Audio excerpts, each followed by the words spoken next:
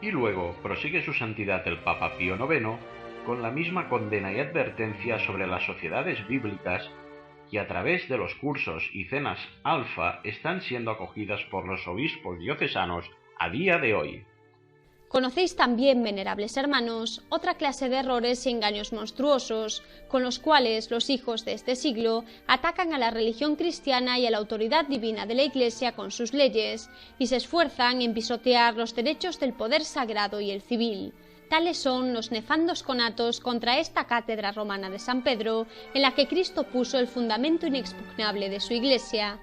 Tales son las sectas clandestinas, salidas de la tiniebla para ruina y destrucción de la Iglesia y el Estado, condenadas por nuestros antecesores, los romanos pontífices, con repetidos anatemas en sus letras apostólicas, las cuales nos, con toda potestad, confirmamos y mandamos que se observen con toda diligencia. Tales son las astutas sociedades bíblicas que, renovando los modos viejos de los herejes, no cesan de adulterar el significado de los libros sagrados y, traducidos a cualquier lengua vulgar contra las reglas santísimas de la Iglesia e interpretados con frecuencia con falsas explicaciones, los reparten gratuitamente en gran número de ejemplares y con enormes gastos a hombres de cualquier condición, aun a los más rudos, para que, dejando a un lado la divina tradición, la doctrina de los padres y la autoridad de la Iglesia católica, cada cual interprete a su gusto lo que Dios ha revelado, pervirtiendo su genuino sentido y cayendo en gravísimos errores. A tales sociedades Gregorio XVI, a quien sin merecerlo hemos sucedido en el cargo,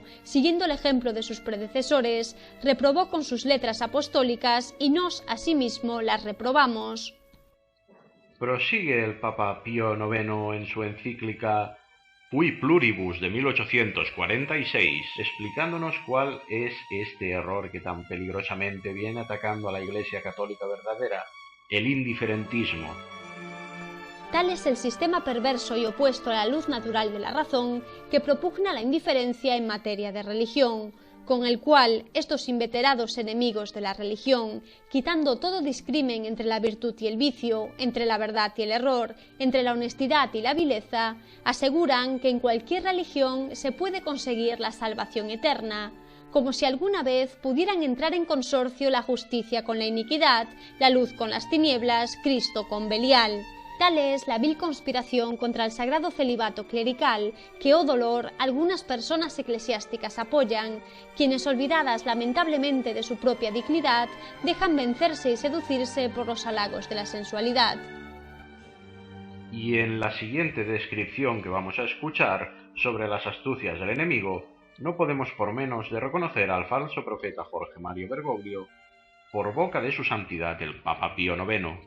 Tal la enseñanza perversa, sobre todo en materias filosóficas, que la incauta juventud engaña y corrompe lamentablemente, y le da a beber hiel de dragón en cáliz de Babilonia. Tal la nefanda doctrina del comunismo, contraria al derecho natural, que una vez admitida echa por tierra los derechos de todos, la propiedad, la misma sociedad humana. Tales las insidias tenebrosas de aquellos que en piel de ovejas, siendo lobos rapaces, se insinúan fraudulentamente con especie de piedad sincera, de virtud y disciplina. Penetran humildemente, captan con blandura, atan delicadamente, matan a escondidas, apartan de toda religión a los hombres y sacrifican y destrozan las ovejas del Señor. Tal, por fin, para omitir todo lo demás, muy conocido de todos vosotros, la propaganda infame tan esparcida de libros y libelos que vuelan por todas partes y que enseñan a pecar a los hombres, escritos que, compuestos con arte y llenos de engaño y artificio, esparcidos con profusión para ruina del pueblo cristiano, siembran doctrinas pestíferas, depravan las mentes y las almas, sobre todo las de los más incautos, y causan perjuicios graves a la religión. Ante esta exacta descripción de quién es y qué hace Jorge Mario Bergoglio, ya anticipada en 1846, veamos qué le pide su santidad el Papa Pío IX, como su antecesor Gregorio XVI, a los obispos, en esta misma encíclica Cui Pluribus. En tal vicisitud de la religión y contingencia de tiempo y de hechos, nos, encargados de la salvación del rebaño del Señor, no omitiremos nada de cuanto esté a nuestro alcance, dada la obligación de nuestro ministerio apostólico. Haremos cuantos esfuerzos podamos para fomentar el bien de la familia cristiana. y también acudimos a vuestro celo, virtud y prudencia, venerables hermanos, para que, ayudados del auxilio divino, defendáis juntamente con nos, con valentía, la causa de la Iglesia católica, según el puesto que ocupáis y la dignidad de que estáis investidos. Sabéis que os está reservada la lucha, no ignorando con cuántas heridas se injuria la Santa Esposa de Cristo Jesús y con cuánta saña los enemigos la atacan. En primer lugar, sabéis muy bien que os incumbe a vosotros defender y proteger la fe católica con valentía episcopal, y vigilar con sumo cuidado, porque el rebaño a vos encomendado permanezca a ella fiel e inamovible, porque todo aquel que no la guardare íntegra e inviolable perecerá sin duda eternamente. Esforzaos, pues, en defender y conservar con diligencia pastoral esa fe, y no dejéis de instruir en ella a todos, de confirmar a los dudosos, rebatir a los que contradicen. Robustecer a los enfermos en la fe, no disimulando nunca nada, ni permitiendo que se viole en lo más mínimo la puridad de esa misma fe. Con no menor firmeza, fomentad en todos la unión con la Iglesia católica, fuera de la cual no hay salvación, sobre la cual, como sobre firmísimo fundamento, se basa la mole de nuestra religión. Con igual constancia, procurad guardar las leyes santísimas de la Iglesia, con las cuales florecen y tienen vida la virtud, la piedad y la religión. Y como es gran piedad exponer a la luz del día los escondrijos de los impíos y vencer en ellos al mismo diablo a quien sirven, os rogamos que con todo empeño pongáis de manifiesto sus insidias, errores, engaños, maquinaciones ante el pueblo fiel, le impidáis leer libros perniciosos y le exhortéis con asiduidad a que, huyendo de la compañía de los impíos y sus sectas, como de la vista de la serpiente, evite con sumo cuidado todo aquello que vaya contra la fe, la religión y la integridad de costumbres. En procura de esto, no omitáis jamás la predicación del Santo Evangelio, para que el pueblo cristiano, cada día mejor instruido en las santísimas obligaciones de la cristiana ley, crezca de este modo en la ciencia de Dios, se aparte del mal, practique el bien y camine por los senderos del Señor. Por lo demás, hermanos carísimos, no dudamos que todos vosotros, inflamados en caridad ardiente para con Dios y los hombres, en amor apasionado de la Iglesia, instruidos en las virtudes angélicas, adornados de fortaleza episcopal, revestidos de prudencia, animados únicamente del deseo de la voluntad divina, siguiendo las huellas de los apóstoles e imitando al modelo de todos los pastores, Cristo Jesús, cuya legación ejercéis como conviene a los obispos, iluminando con el esplendor de vuestra santidad al clero y pueblo fiel, e imbuidos de entrañas de misericordia y compadeciéndoos de los que yerran y son ignorantes, buscaréis con amor, a ejemplo del pastor evangélico, a las ovejas descarriadas y perdidas, las seguiréis y poniéndolas con afecto paternal sobre vuestros hombros, las volveréis al redil, y no cesaréis de atenderlas con vuestros cuidados, consejos y trabajos, para que, cumpliendo como debéis con vuestro oficio pastoral, todas nuestras queridas ovejas redimidas con la sangre preciosísima de Cristo y confiadas a vuestro cuidado, las defendéis de la rabia, el ímpetu y la rapacidad de lobos hambrientos, las separéis de pastos venenosos y las llevéis a los saludables, y con la palabra o la obra o el ejemplo logréis conducirlas al puerto de la eterna salvación. Tratad varonilmente de procurar la gloria de Dios y de la Iglesia, venerables hermanos, y trabajad a la vez con toda prontitud, solicitud y vigilancia, a que la religión y la piedad y la virtud, desechados los errores y arrancados de raíz los vicios, tomen incremento de día en día, y todos los fieles, arrojando de sí las obras de las tinieblas, caminen como hijos de la luz, agradando en todo a Dios y fructificando en todo género de buenas obras.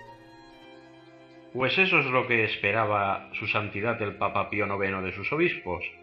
y eso es lo que debería ser un obispo, un verdadero guerrero que se entrega por salvar a las ovejas de la eterna muerte, con todo el poder de que ha sido revestido por Cristo, en medio de la impiedad y la perdición y el holocausto de almas que es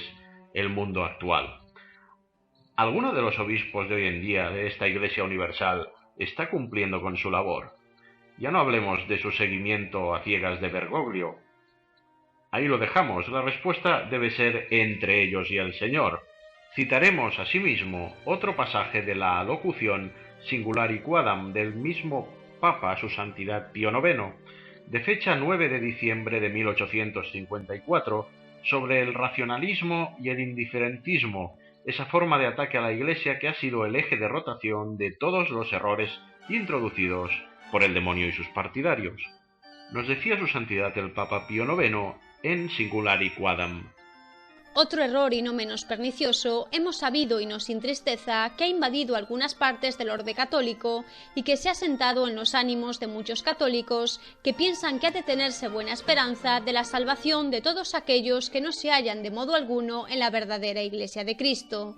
Por eso suelen con frecuencia preguntar cuál haya de ser la suerte y condición futura, después de la muerte, de aquellos que de ninguna manera están unidos a la fe católica y, aduciendo razones de todo punto vanas, esperan la respuesta que favorece a esta perversa sentencia. Lejos de nosotros, venerables hermanos, atrevernos a poner límites a la misericordia divina, que es infinita. Lejos de nosotros querer escudriñar los ocultos consejos y juicios de Dios, que son abismo grande y no pueden ser penetrados por humano pensamiento. Pero por lo que a nuestro apostólico cargo toca, queremos excitar vuestra solicitud y vigilancia pastoral, para que con cuanto esfuerzo podáis arrojéis de la mente de los hombres aquella a par impía y funesta opinión de que en cualquier religión es posible hallar el camino de la eterna salvación. Demostrad con aquella diligencia y doctrina en que os aventajáis a los pueblos encomendados a vuestro cuidado cómo los dogmas de la fe católica no se oponen en modo alguno a la misericordia y justicia divinas. Y he aquí, en este punto donde nos retrotraemos a la insistencia de Jorge Mario Bergoglio en una inexistente misericordia divina libre del juzgar. Como decía su santidad el Papa Pío IX, los dogmas de la fe católica no se oponen en modo alguno a la misericordia y justicia divinas. Nos decía su santidad. En efecto, por la fe debe sostenerse que fuera de la Iglesia Apostólica Romana nadie puede salvarse, que esta es la única arca de salvación, que quien en ella no hubiera entrado perecerá en el diluvio. Sin embargo, aunque hay que tener por cierto que quienes sufren ignorancia de la verdadera religión, si aquella es invencible, no son ante los ojos del Señor reos por ello de culpa alguna. Ahora bien, ¿quién será tan arrogante que sea capaz de señalar los límites de esta ignorancia conforme la razón y variedad de pueblos, regiones, caracteres y de tantas otras y tan numerosas circunstancias? A la verdad, cuando libres de esos lazos corpóreos veamos a Dios tal como es, entenderemos ciertamente con cuán estrecho y bello nexo están unidas la misericordia y la justicia divinas, mas en tanto nos hallamos en la tierra grabados por este peso mortal que embota el alma, mantengamos firmísimamente según la doctrina católica que hay un solo Dios, una sola fe, un solo bautismo. Pasar más allá en nuestra Inquisición es ilícito. No entraremos aquí en el debate ciertamente existente sobre la afirmación de su santidad el Papa Pío IX sobre la ignorancia invencible y si ésta es motivo o no o es eximente de la condenación de aquellos que se hallaren fuera de la Iglesia católica. Sin embargo, sí es de resaltar su afirmación de que a nadie compete discutir a Dios lo que el propio Dios es, y que hay un solo Dios, una sola fe y un solo bautismo. Avanzamos hasta el 8 de diciembre de 1864, con la nueva encíclica Quanta Cura de su santidad el Papa Pío IX, donde claramente expone el ataque hacia la constitución de la actual sociedad laica que excluye a Dios. En efecto, os es perfectamente conocido, venerables hermanos, que hoy no faltan hombres que, aplicando a la sociedad civil el impío y absurdo principio llamado del naturalismo, se atreven a enseñar que el mejor orden de la sociedad pública y el progreso civil demandan imperiosamente que la sociedad humana se construya y se gobierne sin que se tenga en cuenta la religión, como si ésta no existiera, o por lo menos sin hacer distinción alguna entre la verdadera religión y las falsas.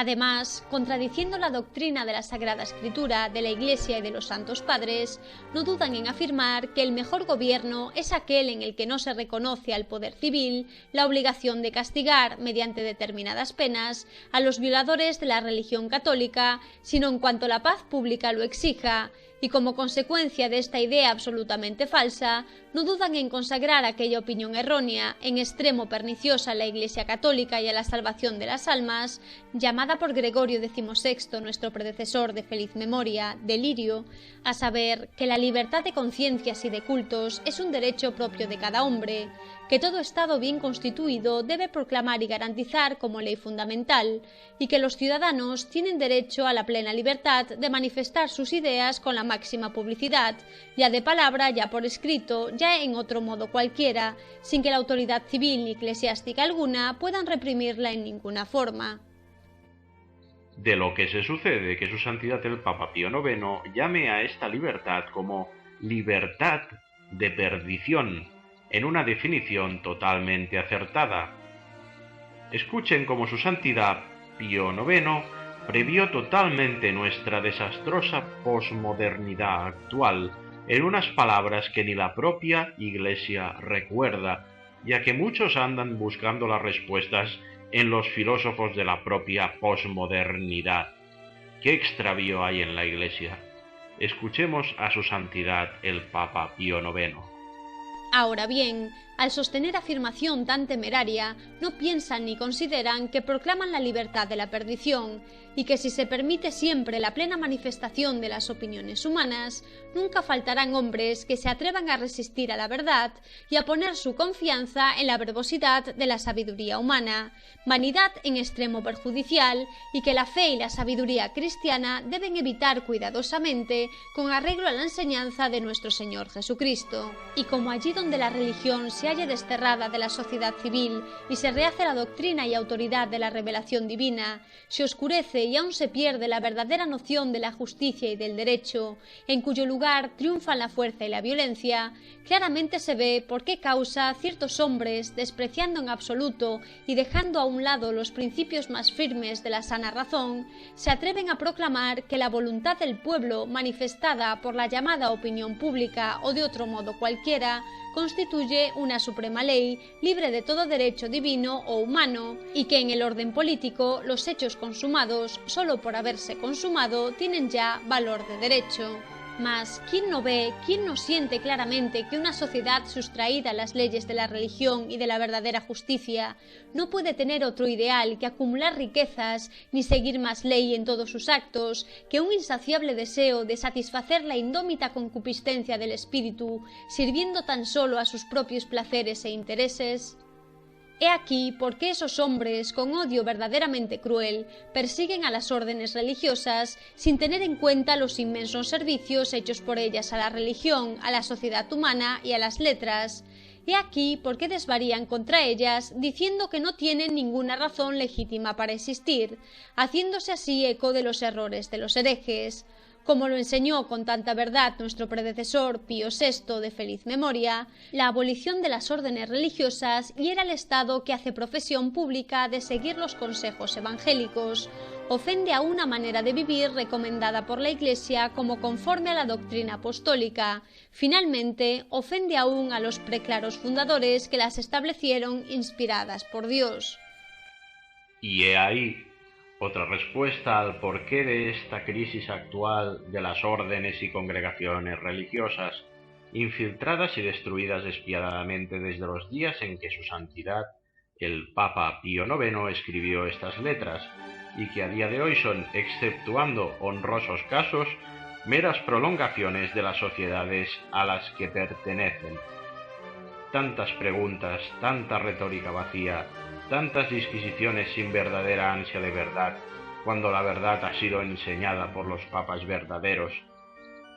que han sido olvidados. ¿Qué pasa con las órdenes religiosas? Empezando por los jesuitas, que fue el primer objetivo de la conspiración por su elevado nivel de influencia sobre el resto de órdenes y congregaciones y sobre la Iglesia en general. ¿Qué fruto da la Compañía de Jesús a día de hoy? Lo vemos ya en la cátedra de San Pedro, instalado, Ese es el fruto, y de las palabras de su santidad el Papa Pío IX podemos empezar a entender el por qué esto es así en nuestros días. En una de sus múltiples alocuciones consistoriales sobre los enemigos de la Iglesia, de fecha 25 de septiembre de 1865, su santidad el Papa Pío IX indica claramente el riesgo enorme que implica la masonería. Entre las numerosas maquinaciones y medios por los cuales los enemigos del nombre cristiano se atrevieron a atacar a la Iglesia de Dios e intentaron, aunque en vano, derribarla y destruirla, hay que contar sin lugar a duda a aquella sociedad perversa de varones llamada vulgarmente masónica, la cual, encerrada primero en las tinieblas y la oscuridad, acabó luego por salir a la luz para la ruina común de la religión y de la sociedad humana.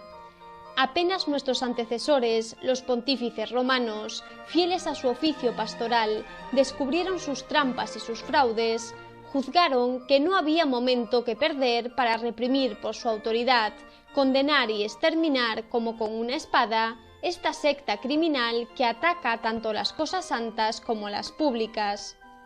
Por eso, nuestro antecesor Clemente XII, por sus cartas apostólicas, proscribió y reprobó esta secta y prohibió a todos los fieles no sólo de asociarse a ella, sino también de propagarla y fomentarla de cualquier modo que fuera, bajo pena de excomunión reservada al pontífice.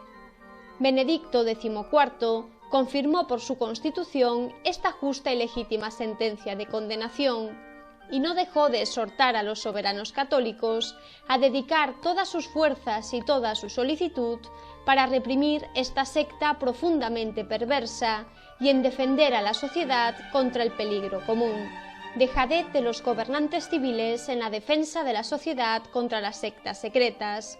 Pluguiera a Dios que los monarcas hubieran escuchado las palabras de nuestro antecesor. Pluguiera a Dios que en asunto tan grave hubieran actuado con menos dejadez. Por cierto, no hubiéramos tenido entonces, ni tampoco nuestros padres, que deplorar tantos movimientos sediciosos, tantas guerras incendiarias que pusieron fuego a Europa entera, ni tantas plagas amargas que afligieron y todavía siguen afligiendo a la Iglesia. Pero como estaba lejos de aplacarse el furor de los malvados, Pío VII, nuestro antecesor, anatemizó una secta de origen reciente, el carbonarismo, que se había propagado sobre todo en Italia, donde había logrado gran número de adeptos,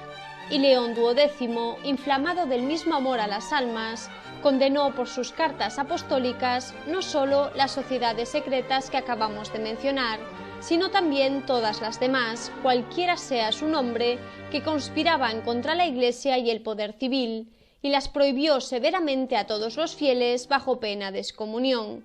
Sin embargo, estos esfuerzos de la sede apostólica no lograron el éxito esperado. La secta masónica de la que hablamos no fue ni vencida ni derribada. Por el contrario, se ha desarrollado hasta que en estos días difíciles se muestra por todas partes con impunidad y levanta la frente más audazmente que nunca.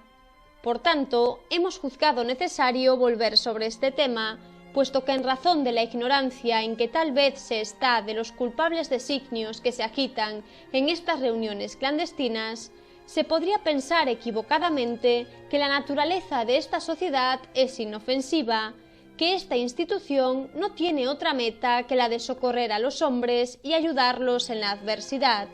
Por fin, que no hay nada que temer de ella en relación a la Iglesia de Dios. Sin embargo, ¿quién no advierte cuánto se aleja semejante idea de la verdad? ¿Qué pretende, pues, esta asociación de hombres de toda religión y de toda creencia? ¿Por qué estas reuniones clandestinas y este juramento tan riguroso exigido a los iniciados, los cuales se comprometen a no revelar nada de lo que a ellas se refiera? ¿Y por qué esta espantosa severidad de los castigos a los cuales se someten los iniciados en el caso de que falten a la fe del juramento? Por cierto, tiene que ser impía y criminal una sociedad que huye así del día y de la luz, pues el que actúa mal, dice el apóstol, odia la luz. Su santidad el Papa Pío IX atribuía, pues, dejadez a los monarcas que habían omitido tomar precauciones para impedir el desarrollo de la influencia masónica. A día de hoy, este Papa no podría salir de su asombro viendo cómo esa dejadez no se quedó ya en los responsables civiles, sino que apenas queda en la Iglesia un solo obispo, cardenal o sacerdote que carezca de esa misma dejadez,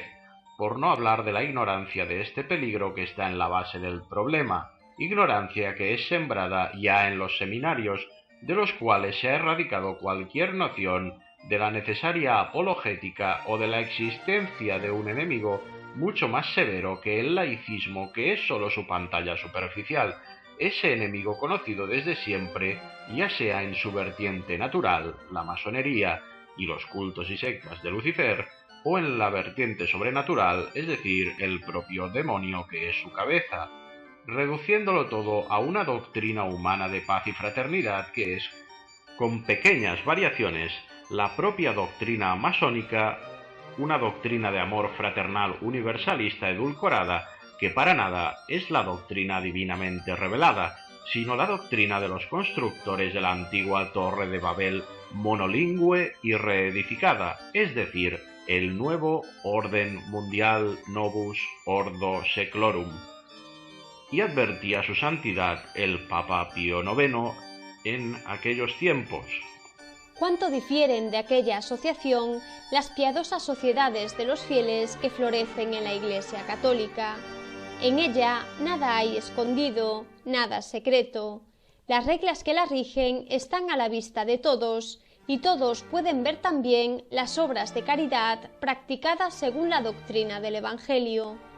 Por eso, hemos visto con dolor a sociedades católicas de este tipo, tan saludables, tan apropiadas para excitar la piedad y ayudar a los pobres, ser atacadas e incluso destruidas en ciertos lugares, mientras que por el contrario se fomenta o al menos se tolera la tenebrosa sociedad masónica, tan enemiga de Dios y de la Iglesia, tan peligrosa aún para la seguridad de los reinos. Esto ya estaba sucediendo a mediados del siglo XIX. Había una diferencia, que entonces los responsables de la Iglesia eran de Dios y velaban por la misma. Proseguía su santidad el Papa Pío IX. Sentimos, venerables hermanos, amargura y dolor al ver que cuando se trata de reprobar esta secta conforme a las constituciones de nuestros antecesores, varios de aquellos a quienes por sus oficios y el deber de su cargo tendrían que estar llenos de vigilancia y de ardor en un tema tan grave, se muestran indiferentes y de algún modo dormidos. Por cierto, están en un grandísimo error los que piensan que las constituciones apostólicas, publicadas bajo pena de anatema contra las sectas ocultas, sus adeptos y propagadores, no tienen ninguna fuerza en los países en los cuales dichas sectas están toleradas por la autoridad civil. Como lo sabéis, venerables hermanos, ya hemos reprobado esta falsa y mala doctrina, y hoy la reprobamos y condenamos nuevamente. He ahí la gravísima responsabilidad de aquellos que deberían estar llenos de vigilancia y de ardor en un tema tan grave, y se muestran indiferentes y adormilados. Hoy en día lo lastimoso es que estos responsables ya han sido asimilados como parte integrante de la apostasía, y a pesar de sus grandes doctorados en las más elevadas ciencias y los honores que reciben por parte de los fieles, carecen de la sencillez necesaria que abre las puertas a la verdadera ciencia de Dios, además del más mínimo interés por defender a la Iglesia y, si fuere necesario, arriesgar cargos, honores y dignidades en el proceso. Predican a un Cristo humillado hasta la muerte de cruz, y ahí le dejan, poniéndose del lado del enemigo por omisión de acción a favor del crucificado y su mensaje, y prefiriendo sus cargos ante el mundo. La levadura de los fariseos, de la que Cristo nos pidió alejarnos, es bien actual a día de hoy, y con esto no pretendemos atacar a la jerarquía ni a los pastores de la Iglesia Católica, sino abrirles los ojos de cuál es el papel que están representando verdaderamente en este momento histórico y de las graves responsabilidades que están adquiriendo ante Dios.